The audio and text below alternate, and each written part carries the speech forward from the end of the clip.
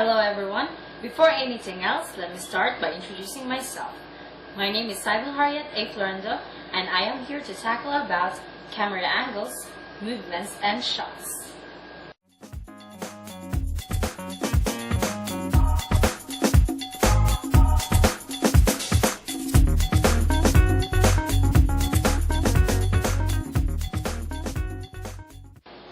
In filmmaking or video production, a shot is a series of frames that runs for an uninterrupted period of time.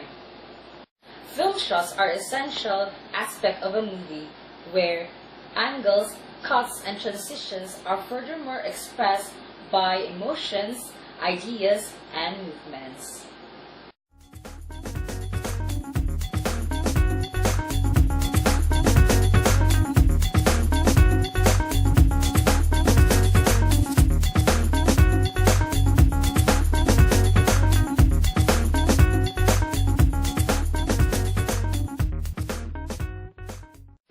There are 5 types of shot.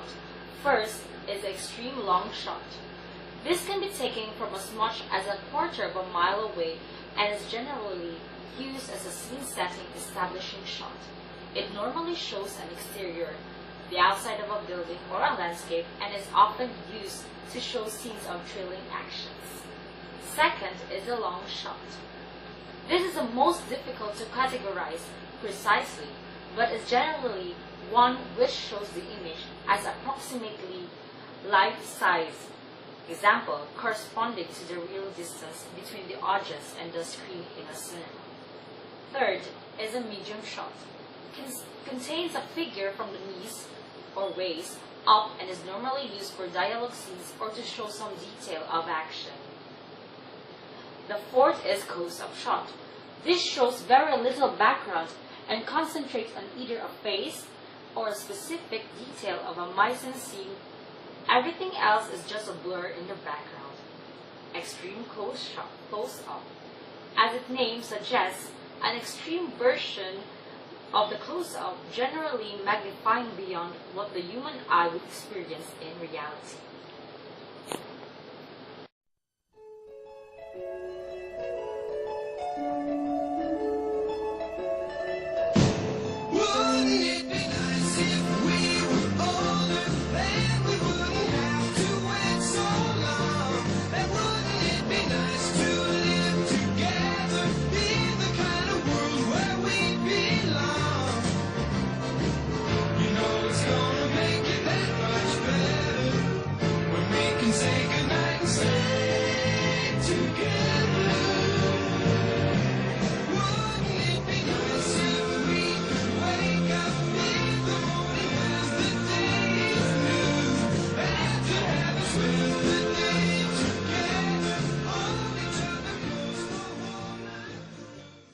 In describing camera angles, first, you have to think about the 3 important things. First is the framing or shot length, second is camera angles, and third is the camera movements.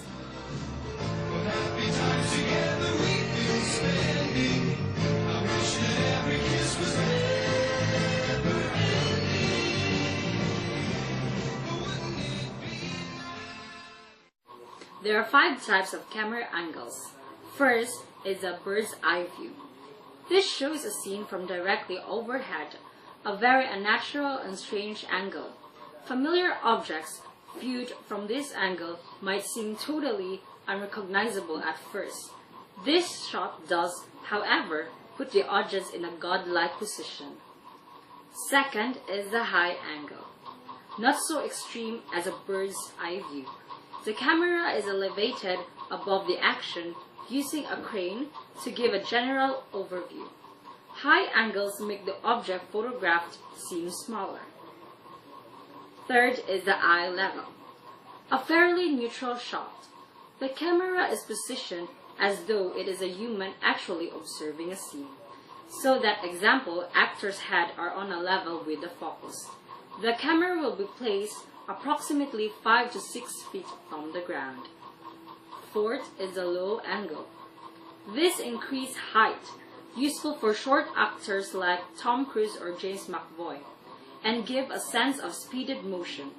Low angles help give a sense of confusion to a viewer of powerlessness within the action of a scene. The background of a low-angle shot will tend to be just sky or ceiling. The fifth is oblique or canted angle. Sometimes the camera is tilted. Example is not placed horizontal to floor level. To suggest imbalance, this technique is used to suggest point of view shots.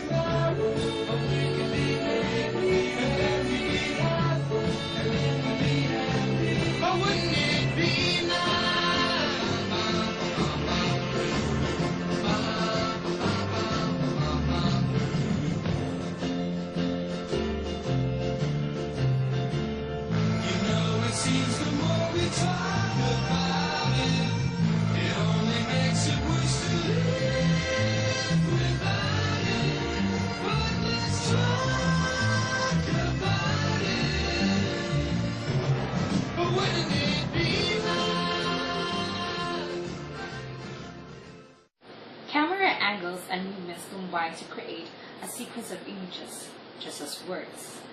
Word of order and punctuation combined to make the meaning of a sentence. You need a straightforward set of key terms to describe them.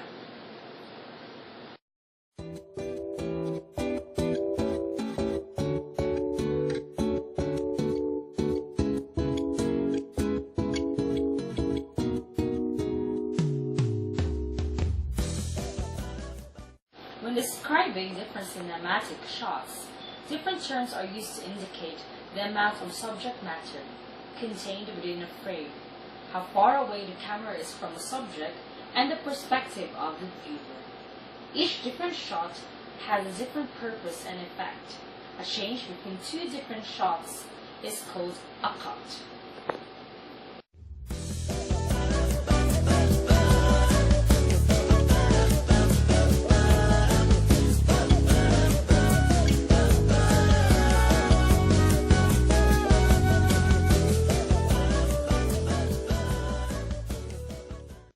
Camera movement. A director may choose to move action along by telling the story as a series of cuts, going from one shot to another. Or they may decide to move the camera with the action. Moving the camera often takes a great deal of time and makes the action seem slower, as it takes several seconds for a moving camera shot to be effective. So there are 7 basic methods. First is the pans, a movement which scans the scene horizontally. The camera is placed on a tripod which operates as a stationary access point, as the camera is turned often to follow a moving object which is kept in the middle of the frame. Second is the tilts, a movement which scans the scene vertically, otherwise similar to a pan. And the third one is the dolly shots, sometimes called as tracking or tracking shots. The camera is placed on a moving vehicle and moves alongside the action, generally following a moving figure or object. Fourth is the handheld shots. The handheld movie camera first saw widespread use during World War II, when news reporters took their wind-up reflexes and eye moves into the heat of battle. After the war, it took a while for commercial produced movies to catch up, and documentary makers led the way. Fifth is the crane shots. Basically, dolly shots in the air. A crane or jib is a large, heavy piece of equipment, but is a useful way of moving a camera. It can move up, down, right, left. The camera operator and camera are counterbalanced by a heavy weight and trust their safety to a skilled crane or jib operator. Sixth is the zoom lenses. A zoom lens contains a mechanism that changes the magnification of an image.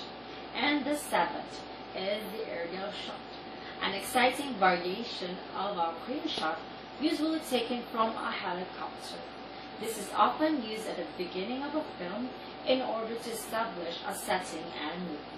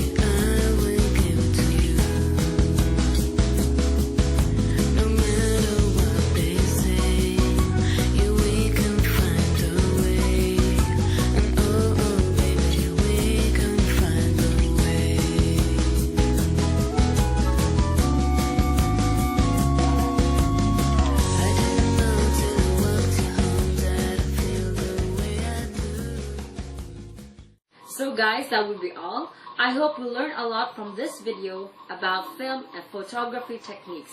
Goodbye and God bless.